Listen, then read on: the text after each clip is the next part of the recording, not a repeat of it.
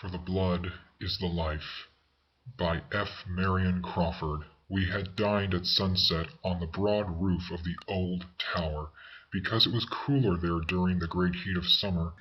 Besides, the little kitchen was built at one corner of the great square platform, which made it more convenient than if the dishes had to be carried down the steep stone steps, broken in places and everywhere worn with age. The tower was one of those built all down the west coast of Calabria by the Emperor Charles V, early in the 16th century, to keep off the Embry pirates, when the unbelievers were allied with Francis I against the Emperor and the Church. They have gone to ruin. A few still stand intact, and mine is one of the largest. How it came to my possession 10 years ago, and why I spend a part of each year in it, are matters which do not concern this tale. The tower stands in one of the loneliest spots in north and southern Italy, at the extremity of a curving rocky promontory which forms a small but safe natural harbor at the southern extremity of the Gulf of Polisatro, just north of Cape Scalia, the birthplace of Judas Iscariot. According to the old local legend, the tower stands alone on this hooked spur of the rock, and there is not a house to be seen within 3 miles of it. When I go there I take a couple of sailors, one of whom is a fair cook, and when I am away it is in charge of a gnome-like being who was once a miner and who attached himself to me long ago. My friend, who sometimes visits me in my summer solitude, is an artist by profession, a Scandinavian by birth, and a cosmopolitan by force of circumstances. We had dined at sunset. The sunset glow had reddened and faded again, and the evening purple steeped the vast chain of the mountains that embrace the deep gulf to eastward and rear themselves higher and higher towards the south. It was hot, and we sat at the landward corner of the platform, waiting for the night breeze to come down from the lower hills. The color sank out of the air. There was a little interval of deep gray twilight, and a lamp sent a yellow streak from the open door of the kitchen, where the men were getting their supper. Then the moon rose suddenly above the crest of the promontory, flooding the platform and lighting up every spur of rock and knoll of grass below us, down to the edge of the motionless water. My friend lighted his pipe and sat looking at a spot on the hillside. I knew that he was looking at it, and for a long time past I had wondered whether he would ever see anything that would fix his attention. I knew that spot well. It was clear that he was interested at last, though it was a long time before he spoke. Like most painters, he trusts to his own eyesight, as a lion trusts his strength and a stag his speed, and he is always disturbed when he cannot reconcile what he sees with what he believes that he ought to see. "It's strange," he said. "Do you see that little mound just on this side of the boulder?" "Yes," I said, and I guessed what was coming. "It looks like a grave," observed Holger. "Very true. It does look like a grave." "Yes," continued my friend, his eyes still fixed on the spot. "But the strange thing is that I see the body lying on the top of it. Of course," continued Holger, turning his head on one side as artists do, "it must be an effect of light. In the first place, it is not a grave at all. Secondly, if it were, the body would be inside and not outside. Therefore, it's an effect of the moonlight. Don't you see it?" "Perfectly. I always see it on moonlight nights." "It doesn't seem to interest you much," said Holger. "On the contrary, it does interest me, though I am used to it. You're not so far wrong either. The mound is really a grave." "Nonsense!" cried Holger, incredulously. "I suppose you'll tell me what I see lying on it is really a corpse." "No," I answered, "it's not. I know because I have taken the trouble to go down and see." "Then what is it?" asked Holger. "It's nothing." "You mean that it's an effect of light, I suppose?" "Perhaps it is. But the inexplicable part of the matter is that it makes no difference whether the moon is rising or setting or waxing or waning, if there's any moonlight at all from east or west or overhead, so long as it shines on the grave that you can see the outline on the body on the top." Holger stirred up his pipe with the point of his knife, and then used his finger for a stopper. When the tobacco burned well, he rose from his chair. "If you don't mind," he said, "I'll go down and take a look at it." He left me, crossed the roof, and disappeared down the dark steps. I did not move, but sat looking down until he came out of the tower below. I heard him humming an old Danish song as he crossed the open space in the bright moonlight, going straight to the mysterious mound. When he was 10 paces from it, Holger stopped short, made 2 steps forward, and then 3 or 4 backward, and then stopped again. I knew what that meant. he had reached the spot where the things ceased to be visible, where, as he would have said, the effect of light changed. Then he went on till he reached the mound and stood upon it. He could see the thing still, but it was no longer lying down. It was on his knees now, winding its white arms around Holger's body and looking up into his face. A cool breeze stirred my hair at that moment as the night wind began to come down from the hills, and it felt like a breath from another world. The thing seemed to be trying to climb to its feet, helping itself up by Holger's body while he stood upright, quite unconscious of it, and apparently looking towards the tower, which is very picturesque when the moonlight falls upon it on that side. "Come along," I shouted. "Don't stay there all night." It seemed to me that he moved reluctantly as he stepped from the mound, or else with difficulty, that was it. The thing's arms were still around his waist, but his feet could not leave the grave. As he came slowly forward, it was drawn and lengthened like a wreath of mist, thin and white, till I saw distinctly that Holger shook himself, as a man does who feels a chill. At the same instant, a little wail of pain came to me on the breeze. It might have been the cry of a small owl that lives among the rocks, and the misty presence floated swiftly back from Holger's advancing figure and lay once more at its length upon the mound. Again, I felt the cool breeze in my hair, and this time an icy thrill of dread ran down my spine. I remembered very well that I had once gone down there alone in the moonlight, that presently being near I had seen nothing, that like Holger I had gone and had stood upon the mound, and I remembered now when I came back sure that there was nothing there. I had felt the sudden conviction that there was something after all, if I would only look behind me. I remembered the strong temptation to look back, a temptation I had resisted as unworthy of a man of sense. Until to get rid of it I had shaken myself, just as Holger did. And now I knew that those white misty arms had been round me too. I knew it in a flash, and I shuddered as I remembered that I had heard the night owl then too. But it had not been the night owl, it was the cry of the thing. I refilled my pipe and poured out a cup of strong southern wine. In less than a minute Holger was seated beside me again. "Of course there's nothing there," he said, "but it's creepy all the same. Do you know, when I was coming back I was so sure that there was something behind me that I wanted to turn round and look? It was an effort not to." He laughed a little, knocked the ashes out of his pipe, and poured himself out some wine. For a while neither of us spoke, and the moon rose higher, and we both looked at the thing that lay on the mound. "You might make a story about that," said Holger after a long time. "There is one," I answered. "If you're not sleepy, I'll tell it to you." "Go ahead," said Holger, who likes stories. "Old Ilario was dying up there in the village behind the hill. You remember him, I have no doubt. They say that he made his money by selling sham jewelry in South America and escaped with his gains when he was found out. Like all those other fellows, if they bring back anything with them, he at once set to work to enlarge his house, and there are no masons here. He sent all the way to Palula for 2 workmen. They were a rough-looking pair of scoundrels, a Neapolitan who had lost one eye, and a Sicilian with an old scar half an inch deep across his left cheek. I often saw them, for on Sundays they used to come down here and fish off the rocks. When Ilario caught the fever that killed him, the masons were still at work, and he had agreed that part of their pay should be their board and lodging.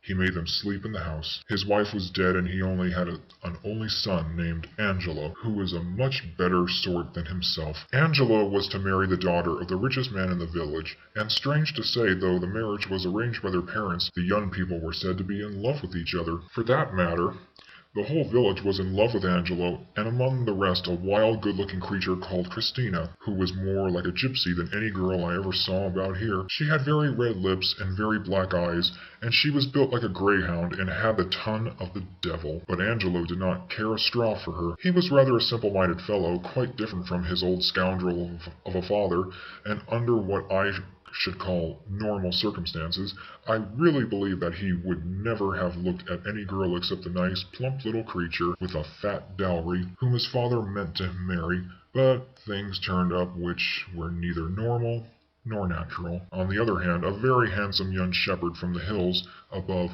Maratea was in love with Christina, who seems to have been quite indifferent to him.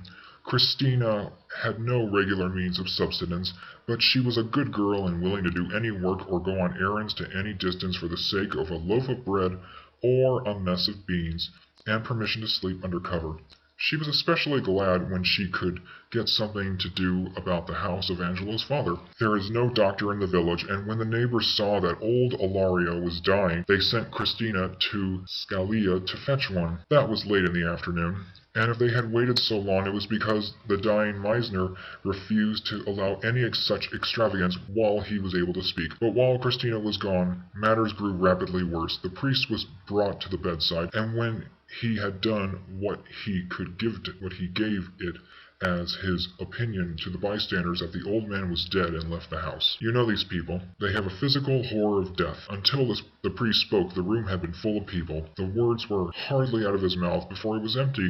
It was night now. They hurried down the dark steps and out into the street. Angelo was away. Christina had not come back. The simple woman servant who had nursed the sick man fled with the rest, and the body was left alone in the flickering light of the earthen oil lamp. 5 minutes later, 2 men looked in cautiously and crept forward towards the bed. They were the one-eyed Neapolitan mason and his Sicilian companion. They knew what they wanted. In a moment they had dragged from under the bed a small but heavy iron-bound box, and long before anyone thought of coming back to the dead man, they had left the house and the village under cover of the darkness. It was easy enough, for Ilario's house is the last toward the gourd which leads down here, and the thieves merely went out by the back door, got over the stone wall, and had nothing to risk except that the possibility of meeting some belated countrymen, which was very small indeed, since few of the people used that path. They had a mattock and shovel, and they made their way here without accident. I am telling you this story as it must have happened,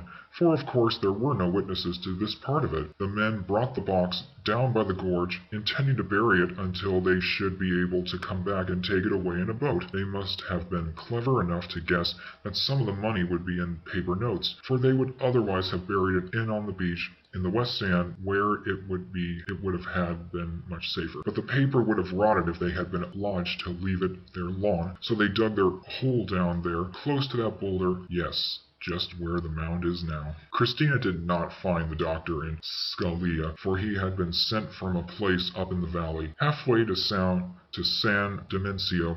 If she had found him, he would have come on his mule by the upper road, which is smoother but much longer. But Christina took the short cut by the rocks, which passes about 50 feet above the ground and goes round that corner. The men were digging when she passed, and she heard them at work. It would not have been like her to go by without finding out what the noise was, for she was never afraid of anything in her life. And besides, the fishermen sometimes came ashore here at night to get a stone for the anchor and to gather sticks to make a little fire. The night was dark, and Christina probably came close to the 2 men before she could hear what they were doing.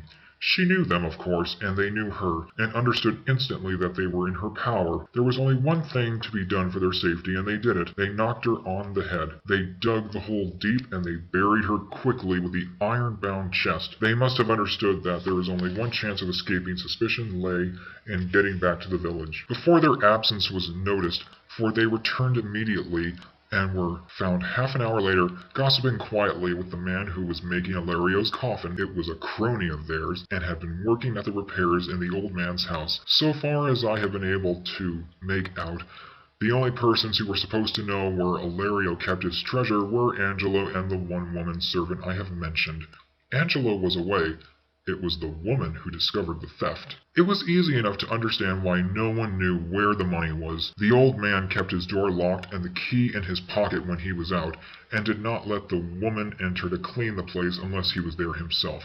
The whole village knew that he had money somewhere, however, and the masons had probably discovered the whereabouts of the chest by climbing in at the window in his absence. If the old man had not been delirious until he lost consciousness, he would have been in a frightful agony of mind for his riches. The faithful woman servant forgot their existence only for a few moments, when she fled with the rest, overcome by the horror of death. 20 minutes had not passed before she returned with the 2 hideous old hags, who are not always called in to prepare the dead for burial. Even then she had not at first the courage to go near the bed with them, but she made a pretense of dropping something, went down on her knees as if to find it, and locked under the bedstead. The walls of the room were newly whitewashed down to the floor, and she saw at a glance that the chest was gone. It had been there in the afternoon. It had therefore been stolen in the short interval since she left the room. There are no carabiners stationed in the village. There is not so much a municipal watchman. There was never such a place, I believe. Scalia was supposed to look after it in some mysterious way, and it takes a couple of hours to get anyone from there. As the old woman had lived in the village all her life, it did not even occur to her to apply any civil authority for help. She simply set up a howl and ran through the village in the dark, screaming out that her dead master's house had been robbed. Many of the people looked out, but at first no one seemed inclined to help her. Most of them, judging by themselves, whispered to each other that she had probably stolen the money herself. The first man to move was the father of the girl whom Angela was to marry, having collected his household, all of whom left a personal interest in the wealth which was to have come into the family. He declared it to be his opinion that the chest had been stolen by the two journeymen masons who lodged in the house. He headed a search for them, which naturally began in Malario's house and ended in the carpenter's workshop, where the thieves were found discussing a measure of wine with the carpenter over the half-finished coffin by the light of one earthen lamp filled with oil and tallow. The search party at once accused the delinquents of the crime and threatened to lock them up in the cellar till the carbineers could be fetched from Scalia. The two men looked at each other for one moment, and then, without the slightest hesitation, they put out the single light, seized the unfinished coffin between them, and using it as a sort of battering ram, dashed upon their assailants in the dark. In a few moments they were beyond pursuit. That is the end of the first part of the story.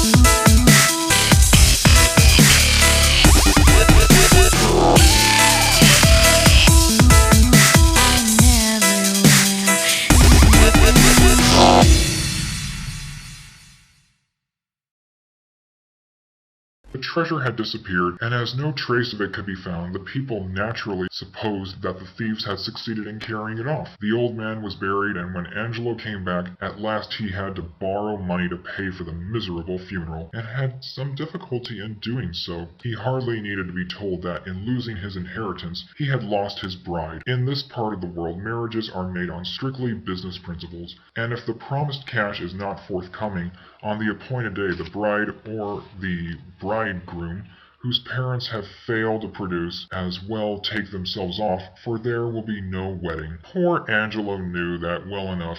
His father had been possessed of hardly any land, and now that the hard cash which he had brought from South America was gone, there was nothing left but debts for the building materials that were to have been used for enlarging and improving the old house.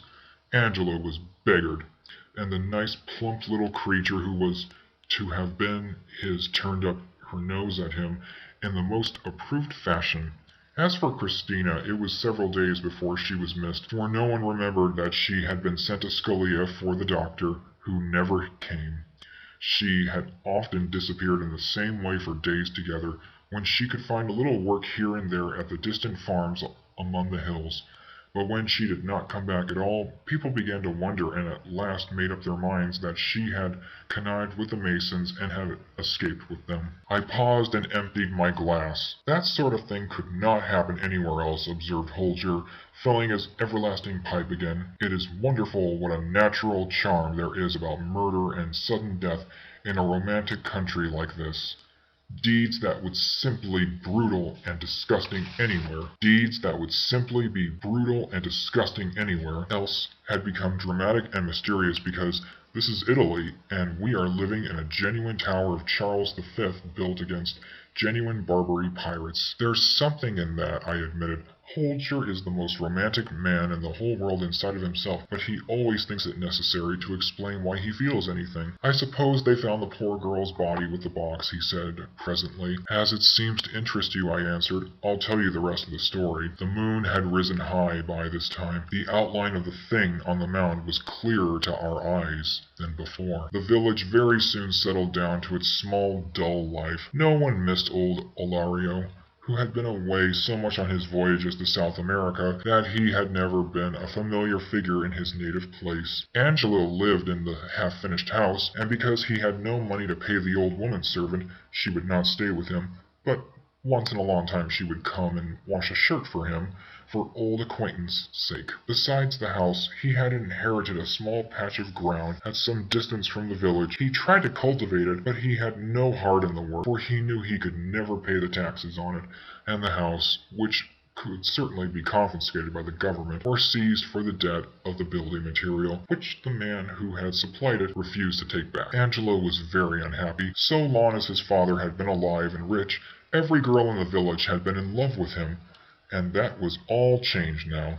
It had been pleasant to be admired and courted, and invited to drink wine by fathers who had girls to marry. It was hard to be stared at coldly, and sometimes laughed at because he had been robbed of his inheritance. He cooked his miserable meals for himself, and from being sad became melancholy and morose. At twilight, when the day's work was done, instead of hanging about in the open space before the church with young fellows of his own age, he took to wandering in lonely places on the outskirts of the village, till it was quite dark. Then he slunk home and went to bed to save the expense of the light. But in those lonely twilight hours he began to have strange waking dreams. He was not always alone, for often when he sat on the stump of a tree, where the narrow path turns down the gorge, he was sure that a woman came up noiselessly over the rough stones, as if her feet were bare, and she stood under a clump of chestnut trees only half a dozen yards down the path, and beckoned to him without speaking.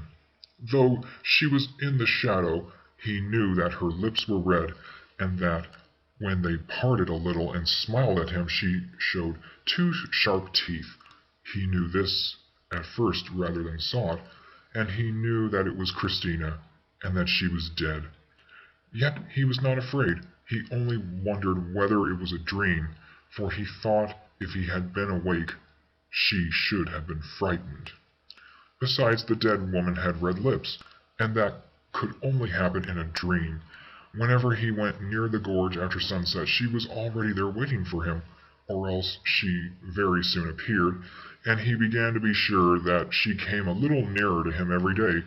At first he had only been sure of her blood-red mouth, but now each feature grew distinct, and the pale face looked at him with deep and hungry eyes. It was the eyes that grew dim. Little by little he came to know that some day the dream would not end when he turned away to go home, but would lead him down the gorge out of which the vision rose. She was nearer now when she beckoned to him. Her cheeks were not livid like those of the dead, but pale with starvation, with the furious and unappeased physical hunger of her eyes that devoured him. They feasted on his soul and cast a spell over him, and at last they were close to his own and held them. He could not tell whether her breath was as hot as fire or as cold as ice. He could not tell whether her red lips burned his or froze them, or whether her 5 fingers on his wrists seared scorching scars or bit his flesh like frost. He could not tell whether he was awake or asleep, whether she was alive or dead, but he knew that she loved him, she alone of all creatures, earthly or unearthly, and her spell had power over him. When the moon rose high that night, the shadow of that thing was not alone down there upon the mound. Angelo awoke in the cool dawn, drenched with dew and chilled through flesh and blood and bone. He opened his eyes to the faint gray light and saw the stars still shining overhead. He was very weak, and his heart was beating so slowly that he almost like a man fainting. Slowly he turned his head on the mound, as on a pillow, but the other face was not there. Fear seized him suddenly, a fear unspeakable and unknown. He sprang to his feet and fled up the gorge, and he never looked behind him until he reached the door of the house on the outskirts of the village. Drearily he went to his work that day, and wearily. The hours dragged themselves after the sun, till at last he touched the sea and sank, and the great sharp hills above Maratea turned purple against the dove-colored eastern sky. Angelo shouldered his heavy hoe and left the field. He felt less tired now than in the morning when he had begun to work, but he promised himself that he would go home without lingering by the gorge, and eat the best supper that he could get himself, and sleep all night in his bed like a Christian man. Not again would he be tempted down the narrow way by a shadow with red lips and icy breath. Not again would he dream that dream of terror and delight. He was near the village now. It was half an hour since the sun had set, and the cracked church bell sent little discordant echoes across the rocks and ravines to tell all good people that the day was done. Angelo stood still a moment where the path forked, where it led toward the village on the left and down the gorge on the right, where a clump of chestnut trees overhung the narrow way. He stood there a minute, lifting his battered hat from his head and gazing at the fast-fading sea westward, and his lips moved as he silently repeated the familiar evening prayer. His lips moved, but the words that followed them in his brain lost their meaning and turned into others and ended in the name that he spoke aloud. Christina! With the name, the tension of his will relaxed suddenly. Reality went out, and the dream took him again and bore him on swiftly and surely like a man walking in his sleep, down by the steep path in the gathering darkness. And as she guided beside him, Christina whispered strange, sweet things in his ear, which somehow, if he had been awake, he knew that he could not quite have understood, but now they were the most wonderful words he had ever heard in his life. And she kissed him also, but not upon his mouth. He felt her sharp kisses upon his white throat, and he knew that her lips were red, so that the wild dream seeped on through twilight and darkness and moonrise and all the glory of the summer's night. But in the chilly dawn he lay as one half dead upon the mound down there, recalling and not recalling, drained of his blood, yet strangely longing to give those red lips more. Then came the fear, the awful nameless panic.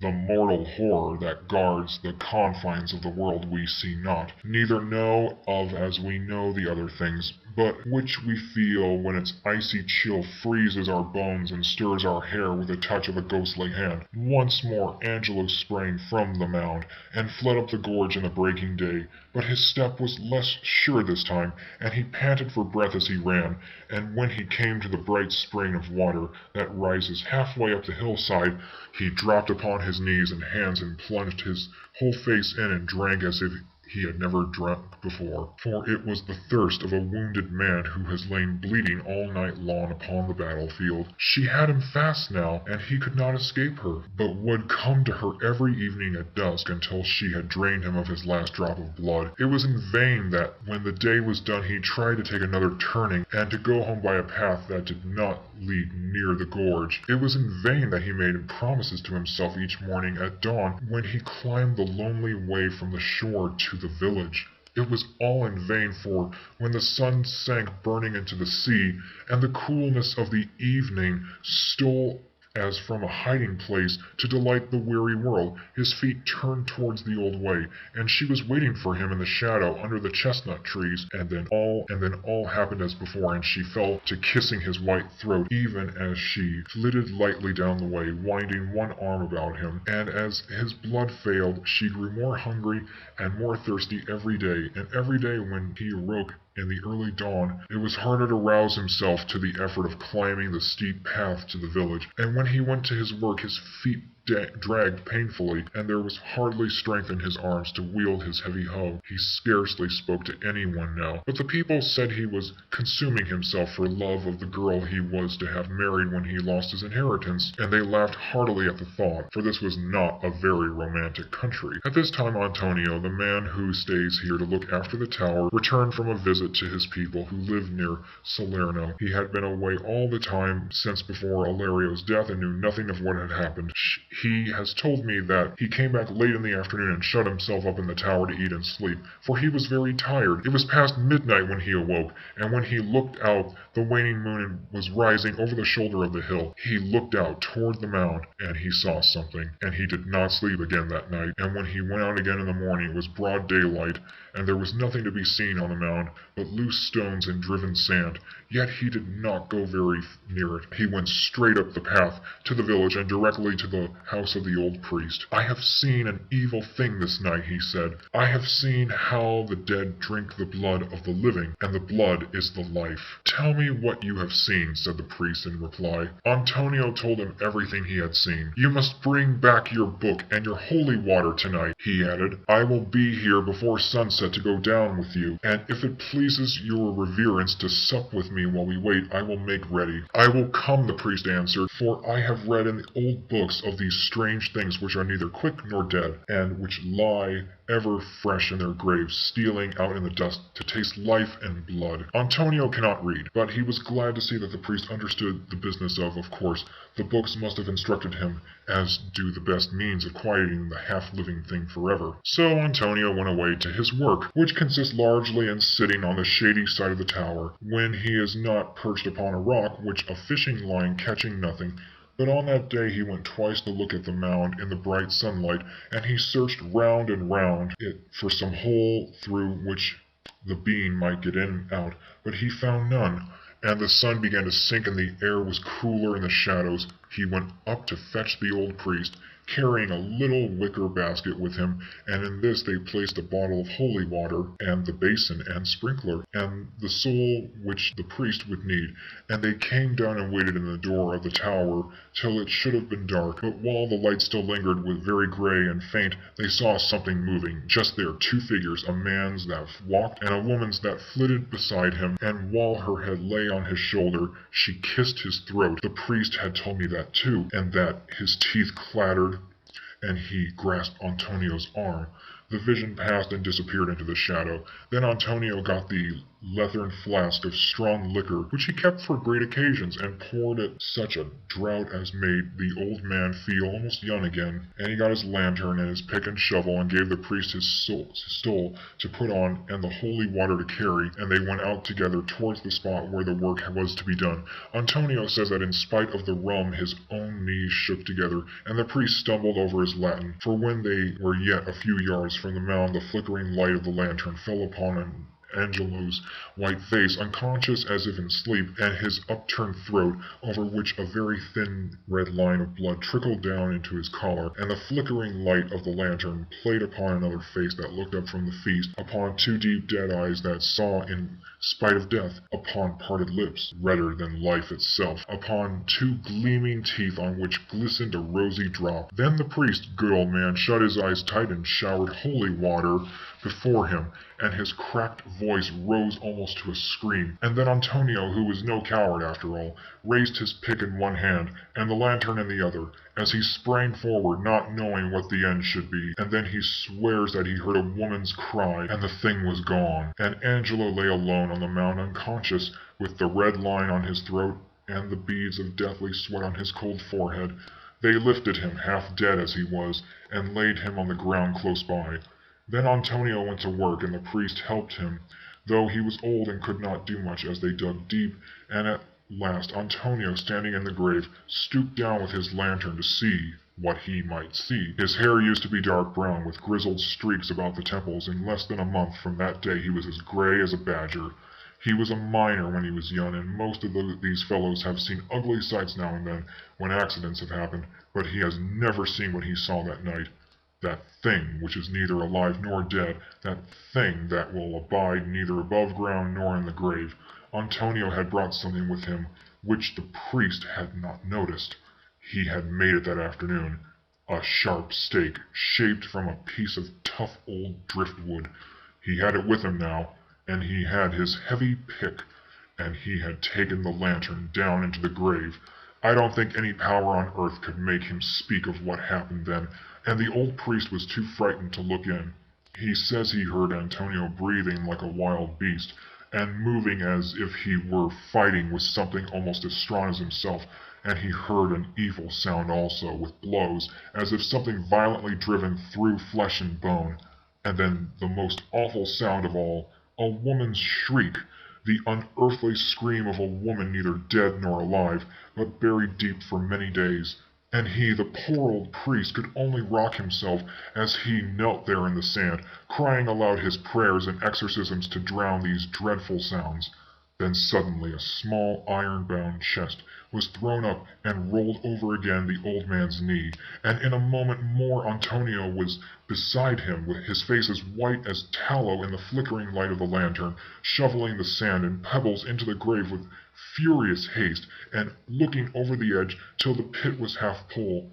And the priest had said that there was much fresh blood on Antonio's hands and on his clothes. I had come to the end of my story. Holger finished his wine and leaned back in his chair. So, Angelo got his own again, he said. Did he marry the prim and plump young person to whom he had been betrothed? No. He had been badly frightened. He went to South America and has not been heard of since. And that poor thing's body is there still, I suppose, said Holger. Is it quite dead yet, I wonder? I wonder, too. But whether it is dead or alive, I should hardly care to see it, even in broad daylight. Antonio is as gray as a badger, and he has never been quite the same man since that night.